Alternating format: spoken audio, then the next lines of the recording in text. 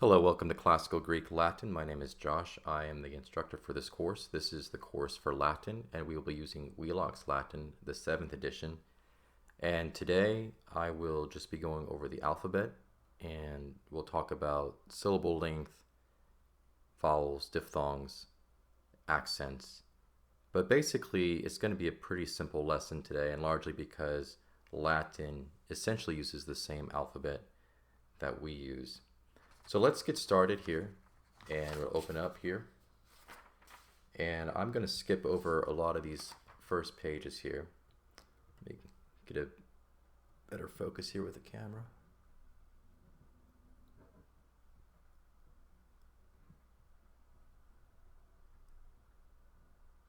Okay, so we got our table of contents. I'm not going to go over this with you. I do recommend skimming it. Don't get bogged down in the content. It's very tedious. Probably you could even skip it if you want now that I say that. The foreword, we are not going to go over that. I recommend reading it. It is interesting if you find that sort of thing interesting. Explanation for the 7th edition. So Wheelock is on the 7th edition, so it's been a very successful grammar over the years. Very good grammar. The preface, again, if you'd like to read that, it is a good read, interesting, if you're into that sort of thing. But we are going to keep going on and on. They give you an explanation of the revised edition, this edition that we're in, and explain why they did another edition. And let's see here. And then here's the introduction proper. So we are on Roman numeral page 25, right? So we have our Latin letters here. And the only reason it looks weird is because they're spelling using what we'd call a V for that, the U. In antiquity, this is the symbol they use for both V and U. And in Latin, it's always pronounced U. So this is introductio, introductio, or introduction. Okay, so we're looking at the Roman alphabet today. Then we got the position of the Latin language in linguistic history, which this is very interesting. I'm not going to go over it with you, but we got the idea of Indo-European, which is, there's Latin right there. And then you can see that from it comes French, Italian, Spanish, Portuguese, Romanian, which of course are Romance languages, that is to say Roman languages, derived from Latin, which is what the Romans spoke. And then of course English is influenced by Latin as well. And then you have these other language groups, which is pretty fun to look at, but we won't look at that together. I'll let you look at that on your own if you'd like. And let's go on here. So one thing I would like to just talk about now that we've looked at that a little bit, let me zoom in here a little bit. Okay, so we have this idea of, we have cognates versus derivatives. So a derivative is a word derived from Latin. So de rio, rio means to flow down. So it's coming from a source, right? So we have, in Latin, we have amicus is the source, or they're calling it the parent here. And then the derivative from that is amico, right, in Italian.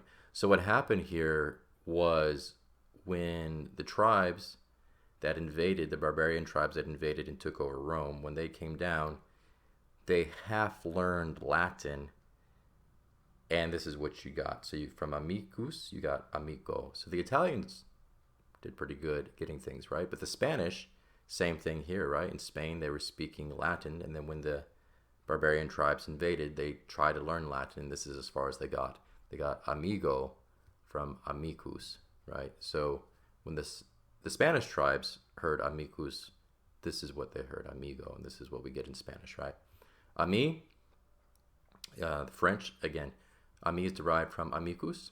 All these words mean friend, of course. And then in Portuguese, amigo, very similar to the Spanish. So what they're calling cognate Romance derivatives What that means is each of these is derived from the Latin, right? So the Latin is the source of each of these words. Now, but viewed together, say these four languages, we're going to leave English out of, yeah. Okay, so these four languages viewed together are cognates. So what that means is, okay, amico is similar to amicus, amigo is similar to amicus, and so on, right? These words are also similar to each other, not because they derive from each other. For example, the French, ami, did not get their word from amigo, from the Spanish, right? They derived their word from amicus, as to the Spanish, but therefore this ami is a cognate to amigo. So cognate, if you think of cog, ultimately comes from a Latin word which means together or with, and then not is natus, nativity, it means born. So born together, right? So they appear at roughly the same time in history, separate from influence from each other, but they obviously are the same family, same language family group, if that makes sense. So you have amico, amigo, ami, amigo are all cognates together, but they all derive from Latin as their source. All right? And they give you examples of everything here for that. And then English is a whole other story. English is a mix of Latin and Anglo-Saxon. Okay, I'm satisfied with that for that page. Let's go to the next page here and see what we got.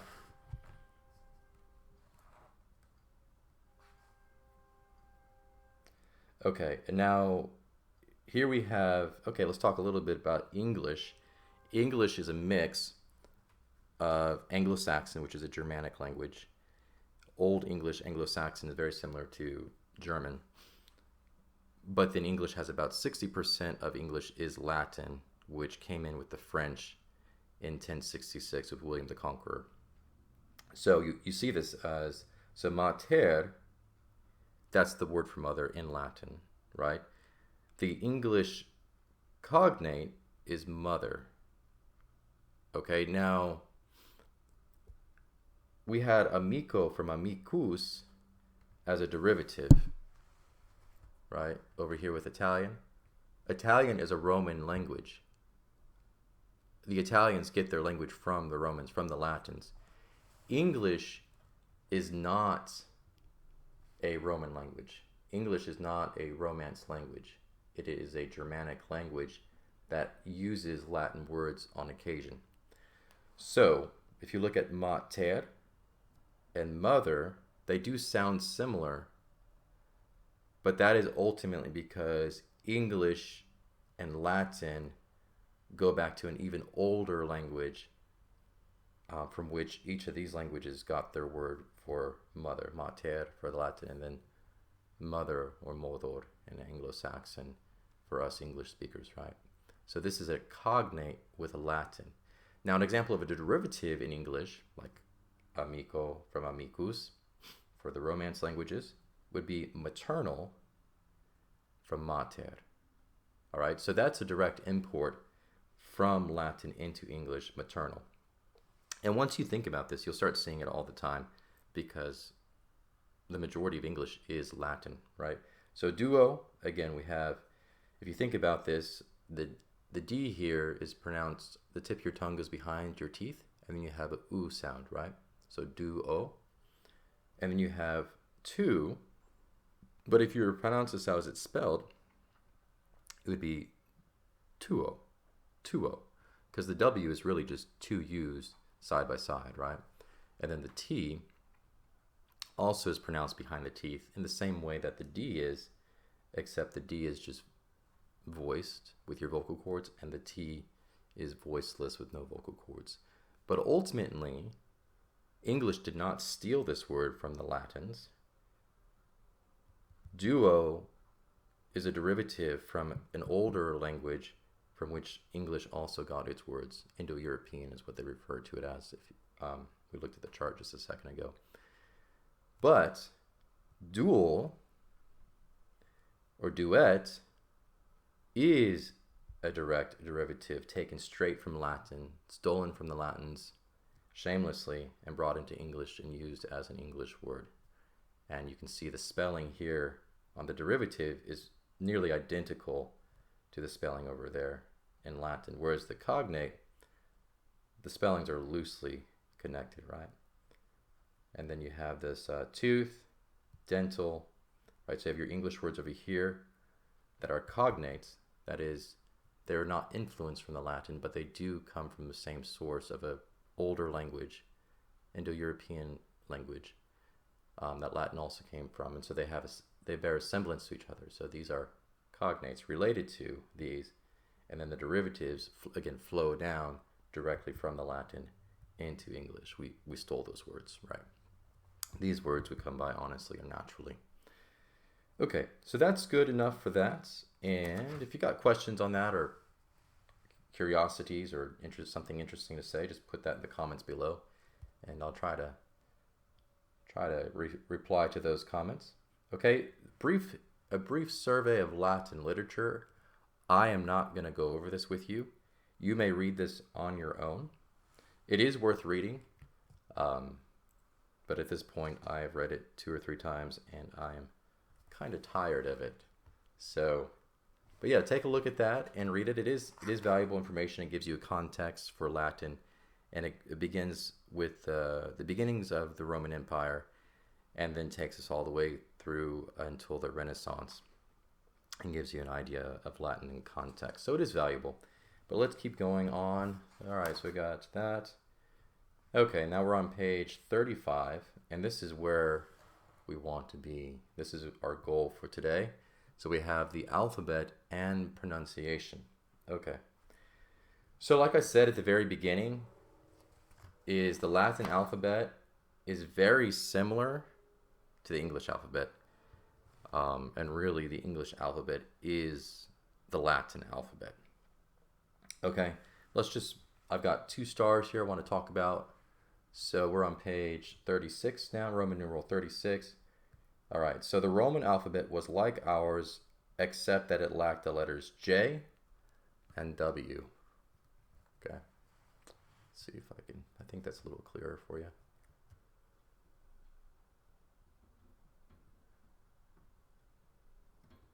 All right, I think that might work. Except J and W. So J, that is what happens to the letter I after the French get their hands on it. So J, we get that from the beloved French who conquered us in 1066. And then the W is exactly what it is. It's 2 U's side by side, double U. And interesting enough, this is why in the English alphabet we have T, U, V, W. U, V, W are all, they're side by side because it's the same letter. Whereas the Latins just wrote the letter, what we call the letter V, and it represented all those sounds. U, well, they wouldn't have made it, pronounced it as V. It would just been oo and oo, like wa, right? For whatever reason, we like the visual change to correlate to different uses of the same sound. The Latins just had this one letter. All right, so furthermore, the letter V originally stood for both the sound of the vowel U and the sound of the consonant W. All right, so making a distinction between a consonant W and a vowel U is really a modern obsession with being technical and seeing everything separate from everything else, rather than just seeing things organically as just happening naturally. So if you just take the vowel U and just treat it as a U always, and just say oo, if it's in the middle of the word, it's oo. If it's on the beginning of a word, it's oo. And of course, if it's on the beginning and followed by a vowel, it's there's going to be a subtle change in the sound from just oo to wah, wah. But the ancients didn't see it necessary to write a whole nother letter for that subtle natural shift that happens when you put, say, the letter A after a U. But at any rate, All right, so we have W, double V, not until the 2nd century of our era, that is the 200s, 80, did the rounded U form appear to distinguish vowels from consonants. But for convenience, both V and U are employed in the Latin text of most modern editions. Okay, the letter K was, and I pointed this out to you in the title of the introduction, right? Let's go back to that real quick. Oh, here we go. Here's a, yeah, so they've got that U, that strange looking U right there. It looks like a V, but it's a U, right? Throughout the textbook, they will just use a U like we're used to in English, and they are doing this for effect, for effect, just to be fun. So, and it is kind of fun. But let's go back here to where we were.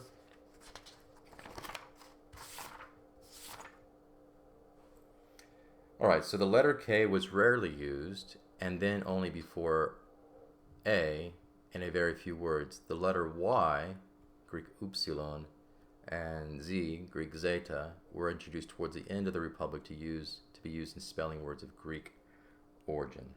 Okay. All right, let's go to vowels here. Vowels in Latin had essentially, let me move that up higher. There you go. Vowels in Latin had essentially two possible pronunciations, long and short. Now, the thing here to summarize is in English we are used to long and short being distinguished by quality. All right, so if you ask a first grader what does a short A sound like, he's going to say ah, right? And then if you ask him what a long A sounds like, he's going to say A. That is a modern English thing.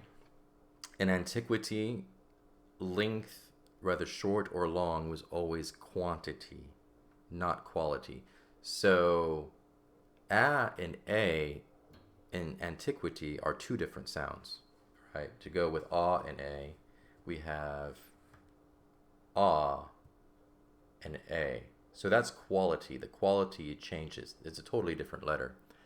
Quantity is how the Latins, or the Romans, saw length. That is, A versus A. So it takes about twice as long to pronounce a long A as it does to pronounce a short A. Okay? So if you're to think of this as musical notes, which is a good example he uses in this book, is a long is like a half note, right? And then a quarter would be like a short note, right? So it takes half as long to pronounce, or half the time to pronounce a short vowel as it does to pronounce a long vowel, all right? So let's see here. So let's see. So vowels in Latin had essentially two possible pronunciations, long and short. Long vowels were generally held about twice as long as short vowels, and are marked, and there's our example, and are marked in this book as in most beginning texts with a macron, okay, or long mark, and they give you an example there, that's a macron, long line over that A. Over vowels, and vowels without a macron are short, okay?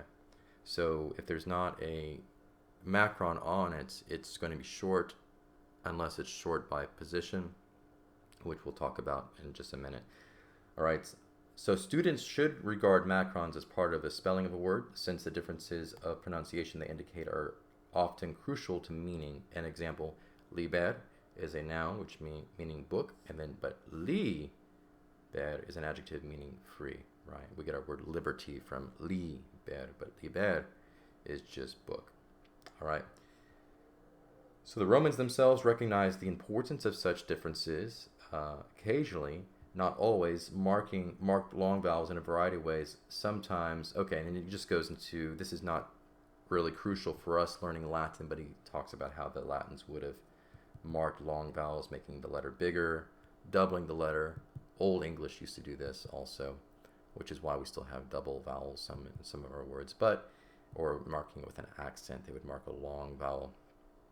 Okay, So let's go through some of the pronunciation here. Now I'm going to diverge a little from what this book says on pronunciation, and I'm just going to say, I'm going to go through these real quick. Ah, okay? So ah as in father, always ah, okay? Don't worry about this side over here. All we need to know is that the length of time that we give this vowel over here is twice as long as when the vowel is short. The sound is going to stay the same. Still going to be ah, okay? Here they give the example Dina. It has like a on the end. I think they're getting over technical. Just think of ah, okay? And ah, ah, okay? And then a, a, a, a, e, e, e, e, o, o, u, u, okay? And then here they're going to, Y is actually an interesting letter. It says between U and the I sound. So this would have been something like E, E. So what you do, you don't have to do this, but it is fun, I think. If you take the tip of your tongue and to make this sound E, E, but then you hold your tongue in that position and then change the shape of your lips from that smiling position to O, to E, E. That's what the ancient Y would have sounded like. Okay? Don't get hung up on that. That's just for fun. You can do it if you want to. All right. Okay, so diphthongs. Diphthong just means two vowels put together. And here are our diphthongs here. We're going to stick with one sound for every diphthong. So A is going to be I as an aisle. U is going to be au, like a house. A, like in rain. Okay. Eu, eu, eu. Okay. O, like in oil. Oi, oi, oi. U, is going to be, they give you this example, ui, ui, ui. You'll see these words a lot. Huius, huius, not huius, huius. But again, don't get hung up on the exact accent. U, e, u, e. And put those two sounds together as best you can. And your average Roman is going to understand what you're saying. All right, so huius or huius, huius, huius. I'm not really concerned with that subtle distinction sound there, okay? But just make sure everything's being pronounced. All right, and those are always long. And if you think about it, it makes sense because there are 1, 2 vowels. So it's going to be twice as long as if you had a single vowel. So it naturally is going to be long, okay? Let's look a little bit at consonants. There's not a lot to talk about with consonants here. Let's see. Okay. Let's go to the top here. Got BS and BT. They're telling you to pronounce it as a PS or PT rather than the voiced. And again, don't get hung up on that. What all they're saying is when you put an S next to a voiced B, oftentimes that S has the effect of taking the voice out of that B and making it sound more like a P. So B to P. And that's because it's being influenced by an S, which has no vocalization behind it. Okay. Same thing with the T. There's no vocalization of the vocal cords behind that T. And when you put it beside a B, it's going to give it more of a voiceless P sound, like in P. Don't stress about that. Just treat a B like a B, and you'll be fine. And your mouth will make the necessary changes without you even thinking about it. Okay. C is always hard. So it's not Cicero, it's Cicero, right? If you have read the introduction about Cicero, we would pronounce his name as Cicero, that soft C on the front, but it's Cicero, Cicero. So C is always hard, G is always hard, right? So G, always going to be a hard G. So just keep that in mind. And I will read the Latin out loud as we go through these lessons, and that'll reinforce your hearing. Those are two things that you probably will take some getting used to, but it's not a real big deal. But they are always hard and never soft. That's only in English. Okay? H, breathing sound. Okay. Y, or the I here, just always treat it as E. Okay? M is normal. Q, I was thinking about Q. It's always going to have a U with it. Oh, let me move this up so you can see. My apologies. So Q is always going to have a Q with, or a U with it, like wa, qua, queen. And I was thinking as to why is that? And I was thinking about the hard C. Okay, if you think about, let me draw you a picture of the human vocal tract real quick, just for fun, so you've seen it at least once in your life. Okay, so let's see here. So we got some teeth, palate, nasal passage. There's some your lips, your nose, more lips, your chin, more teeth, and then here's your tongue. Okay, back of your throat, and then your neck here, back the rest of your head, and then the completion of your nasal passage here.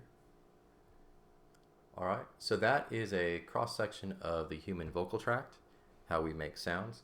And I was just talking about the letter Q, and this is more just a fun curiosity because I was thinking, why does it always come with the vowel U after it? And I was thinking about this, and if you think about it, because I think it's just a K, right? But then I made the sound, and I thought, where is my tongue in my mouth when I made the sound? So if you have the letter or a hard C, the back of your tongue goes up here to make that sound at that hard palate, right? And the roof of your mouth gets softer going back here towards the soft palate. It occurred to me, when you make a Q sound, the back of your tongue is actually touching here, right? And when your tongue is up there in that position, it's very hard to hold your mouth in any other position to produce any other vowel sound except an oo. And I tried like ka, ka. Yeah, you're back to the K sound or the hard C, right? But if you want that Q, which the back of your tongue touches the very back of your palate, the soft palate back here, it really forces your mouth into producing a U vowel shape. So I think that's why Q always comes with U. And that is not going to be on any test or anything. But anyway, that's just for fun. I don't give tests. All right, so we have the R. The R is trilled or rolled. They would call this the growling dog or the litera canina because it sounds like a dog growling, right? English is one of the only languages that we have that like pirate R, like R. Most languages will flip or trill their R's like this, like litera, right? So it's almost like a flipped D, where we would say liter. One way is not better than the other, but that's how the Romans pronounced it. Okay, S is always voiceless. We're used to that. T, V. Okay, CH and PH and TH. The point that they're making here with these three letters, X is going to be like X, like X-ray. Go back to X for 1 second here. They're going to treat it as two consonants together, which will be important when we talk about length in syllables, right? These letters here, So X is going to be treated as two consonants. Okay. Like K and S. Axle, right? Which is going to affect the length of the syllable involved with an X, which we'll talk about in a minute. But these three letters here, in English we're used to pronouncing this as ch, or f, or th. The ancients would have saw this as just not two letters, but just an aspirated hard C to represent Greek chi. It's a guttural. And then here again, the ancients would have seen this as phi. They would have seen it as a p, but aspirated. So we just blend that all together in one sound. And then not the or th, but just a t with breath added to it, right? He gives good examples here. Uphill for the f, hot house, right? Or blockhead. So when you see these, just pronounce this like you would a K. If you want to do the guttural ch, and like the Greeks would have done it, you can. And just treat this like F and then TH. That's fine. Don't get bogged down in all this. But just know that these are being treated as single consonants, not as double. Single consonants, and that's important to determine syllable length, which we'll talk about in a second. And then X here is treated as two consonants. That's the important thing. Okay? So we have X, K, F, Th. Right? Double consonant and then single consonants here, if that makes sense. Okay? I know you have two letters, but again, the H is just representing aspiration or breath added to that consonant. Okay, let's go to syllables here. All right. So in Latin, as in English, a word has as many syllables as it has vowels and diphthongs. Okay, so two. All right, so two. That is a tough word to say. Contiguous. Contiguous. Vowels or a vowel and a diphthong are separated. Okay, what does that mean?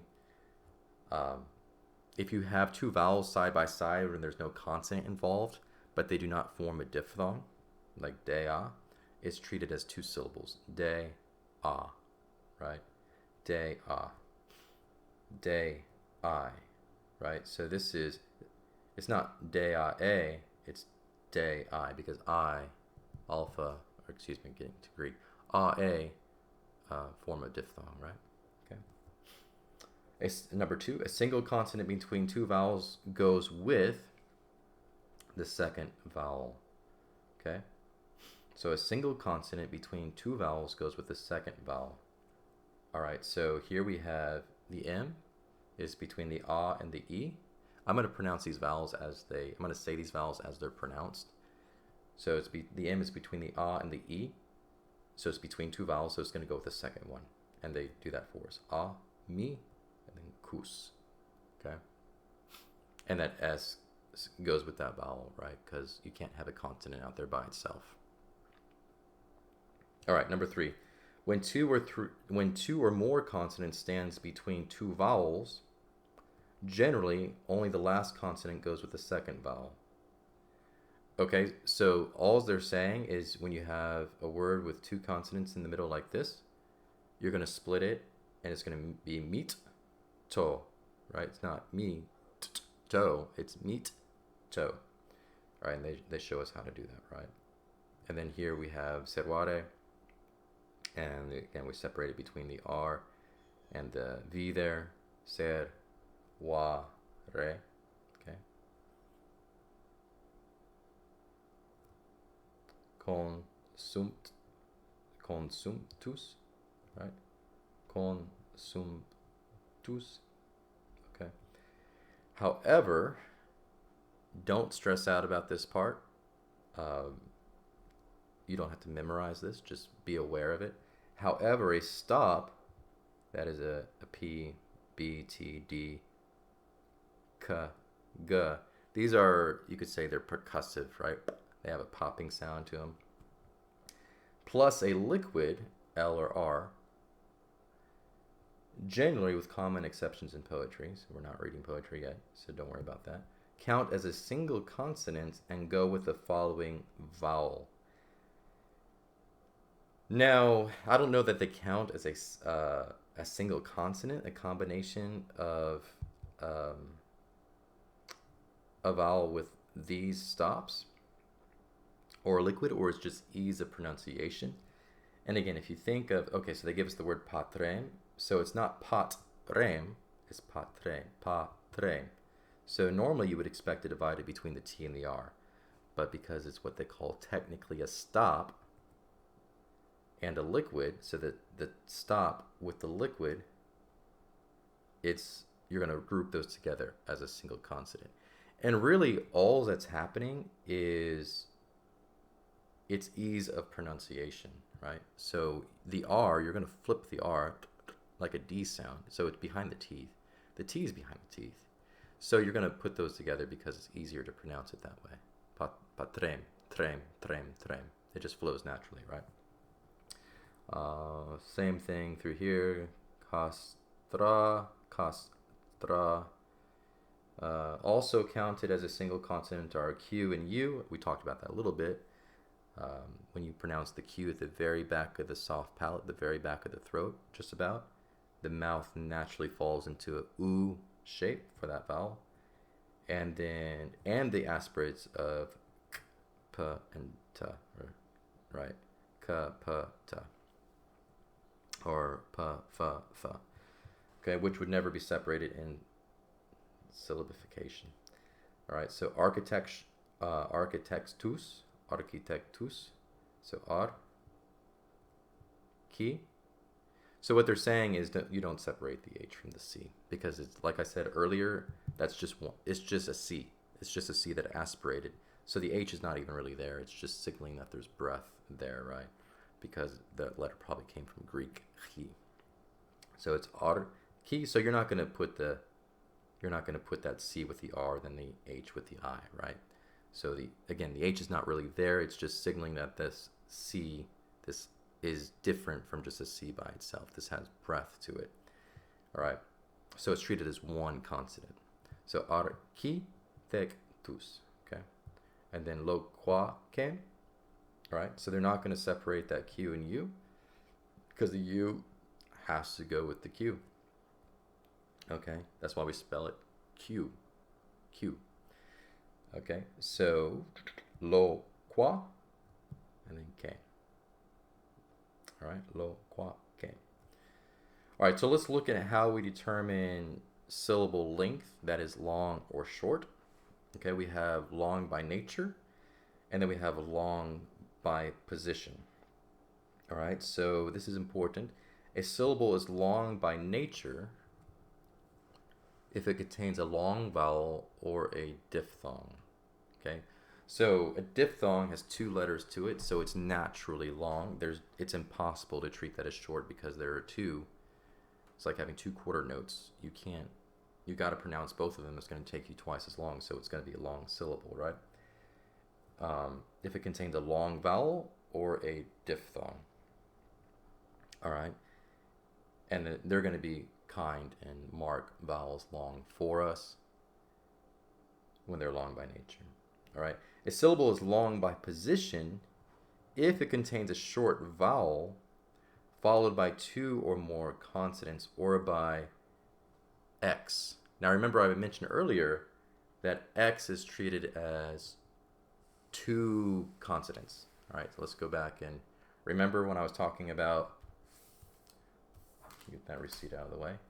Remember I was talking about this X here is treated as double, right? The k and s, x, x, x, right? We're getting back to that. All right, whereas these are treated as single consonants they're treated as just C, P, and T that have breath added to them, right? So these are single consonants, and X, even though it only has one symbol, is treated as two consonants. And now we see the importance of that because that's going to tell us if the syllable behind it is long or short. All right, so let's get to the point here. Which is a double consonant? Otherwise, the syllable is short again, The difference is rather like that between a musical half note and quarter note. Okay, and applying these rules, remember that a stop plus a liquid, as well as a Q and the aspirates k, f, and th regularly count as single consonants. Okay, so again, so the Q and then these aspirated C, P, and T are just single consonants, right? All right, so what they're talking about here is long by position. Okay, long by nature. Okay, diphthong here, and then long by nature, that O in the end is long, so they've marked it long, so those are both long by nature. Rome, long O, marked by, they mark it for you, they spell it out for you, so it's long by nature. There's no other reason to know that this is a long O, except that they have marked it for us. All right. And then you have amicus, all right, and they've marked it so it's long by nature. Now here, okay, we talked about the X being representative as two consonants. Okay, and then these C, P, and T that are merely aspirated. That H is not really there, it's just telling us to put breath there. Those are single consonants, and again, the Q is single consonant. Now this is why that's important to know. When you have a vowel, like the A here, followed by two consonants, right? You're going to split that word, and one consonant is going to go here, and the other consonant is going to go with the second half, right?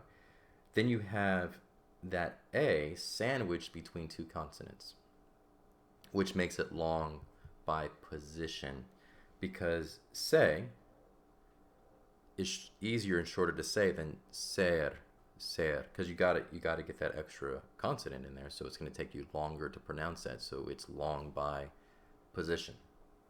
Okay, long by position there. Okay, and then here they got sapientia, right? And again, you've got the N there, and then the T, two consonants following a vowel, so that is going to be long by position, right? So sa, short, P, short, ain, long by position, and that's because there's another consonant here, okay, which forces you to spend more time here, which makes that longer. Okay, now here's the X sample, oxys. Okay, so they spell it out for you very nicely. It's a very good example here, and this is, okay, so this is what we see, but this is what we're saying, right? So that's going to make that long by position because it's followed by two consonants, and therefore forces more time onto that first syllable. Okay? Okay, examples with long syllables, whether by nature or by position, underlined. All right, so now they're just going to underline samples of each, okay? So here's lao, long by nature, diphthong. Da, long by nature. They have it marked for us. Okay. Moneo, long by nature. They marked it long for us. Sai, diphthong, long by nature. Okay, they didn't have to mark it for us because we know a diphthong is long. Kon, ser, wa, tis. Okay, this is going to be kon. This is long by nature as well as long by position. Okay, because you've got double consonant following. And then they've also marked it long. Okay, and then ser is again long by position only because it's followed by two consonants, the R and the V. Okay, so it's going to take us longer to pronounce this ser. And then wa, and notice I pronounce this V as wa. That's how we do it in Latin. There is no V sound in Latin. So wa. I should have said that earlier, but wa. So wa is going to be long by nature, and they've marked it with a macron for us to help us out. Okay. This is pu el la rum. So this is going to be long by position. Okay. Because you've got a double consonant here, the double L. The first L goes with that syllable, second L goes with this syllable here. Okay. So long by position, and this is long by nature, right? And they've marked it long for us. Okay. Let's see here. Also, we don't, again, I don't really like technical language, but this, well, let's go to accents before we talk about that, and we'll talk about it all at the same time. Okay. So we've got accents, and then we're going to talk about, okay, so words in Latin like those in English were pronounced with extra emphasis on one syllable or more than one in the case of very long words.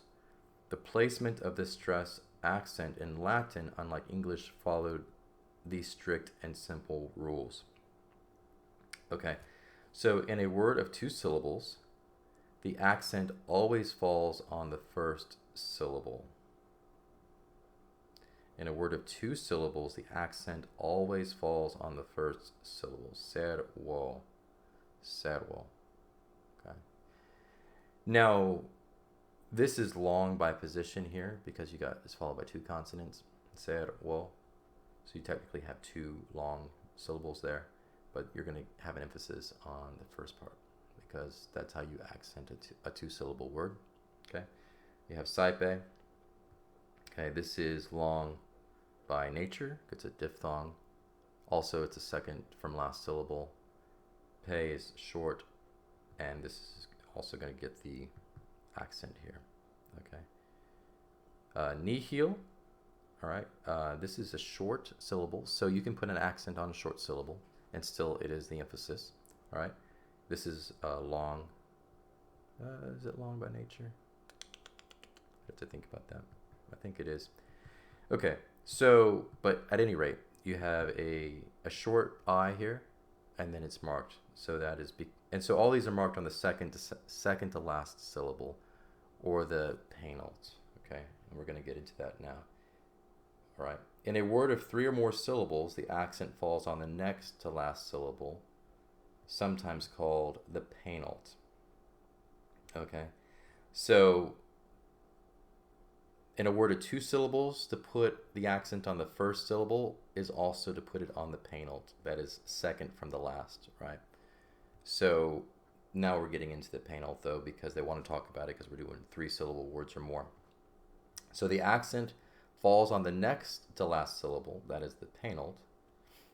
Okay, the ultima is the last, and the penult is next to last. If that syllable is long, okay, that does not happen if the syllable is not long. So here we have servare. It is long because they've been so nice as to tell us it's long with the macron. Okay. So in a word of three, 1, 2, 3 syllables or more, the accent falls on the second to last, second to last, or penult, ultima penult, last, second to last, if that syllable is long. And here it is long, so we can accent it. Okay. Conservat. Okay. And we have a long by position because it is followed by two consonants, that R and then that B. And it is the second to last, right? So here's the last syllable, what? Second to last, and then third to last. So we're going to accent that one. Okay, fortuna, long by nature. They've marked it long by nature for us. Okay, and then you're going to mark that because it's the second to last, right? And it is long, so we can do it.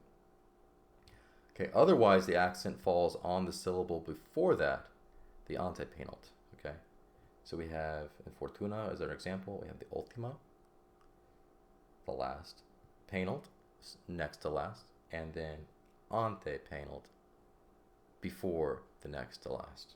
Okay, or first, second to last, third to last. Okay, so otherwise, so if that second to last syllable is not long in a 3 or more syllable word, then you do this B. The accent falls on the syllable before that. That is the antepenult. Okay, so mo neo. So 3-syllable word, but ne is not long. So we'd like to put the accent there on the ne, second to last, but it's not long. So we're gonna have to go with the third to last. Put the accent there. Okay, same thing. Patria. The E here on 3 is where we'd like to put the accent, but it's not long, so we have to go with the antepenult, third to last. Pa. Okay, Pecunia, we have 4 syllables here. Okay, so we'd like to put the accent here on the ni because it's second to last, but it's not long. So we have to go with the next best thing and put it on the third to last syllable, the antepenult. Okay, we like to go on the penult, but here we can't because it's short and not long. So we're going to go on the antepenult, third to last. Okay, and then we have volucris. Volucris. All right, again, the U here is not long. If it was, they would have marked it for us. And it's not long by position. All right, so we'd like to put the accent there on the penult, the second to last, or next to last, but it's short, so we're gonna have to go with the next best thing and do it on the antepenult, or the before the next to last syllable, and put the stress there. Okay, so because these rules for accentuation are so regular, accent marks, as opposed to macrons, are not ordinarily included when writing Latin. In this text, however, accents are provided in both the paradigms. You'll see what those are, just charts basically. Sample declensions and conjugations, and the chapter vocabularies as an aid to correct pronunciation. Okay, this last section they talk about, this is actually very good. I would read through this, I'm not going to read it for you, but they talk about visual reading versus audio reading, and they give us a good example here that they pronounce this as fish. Okay, if you follow English, modern English pronunciation, you could pronounce this as fish. So the GH as in enough, so there's your F sound, right? And then the O in we, women, not woman, women.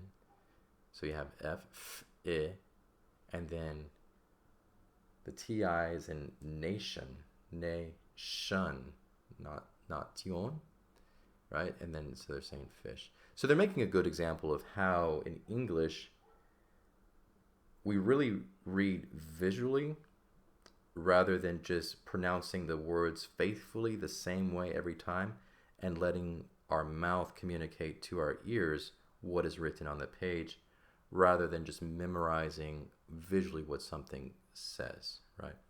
So, for example, enough, we read that as enough, but if we were to read as the Anglo-Saxons read, we would read that as enuk, enuk, enuk, right?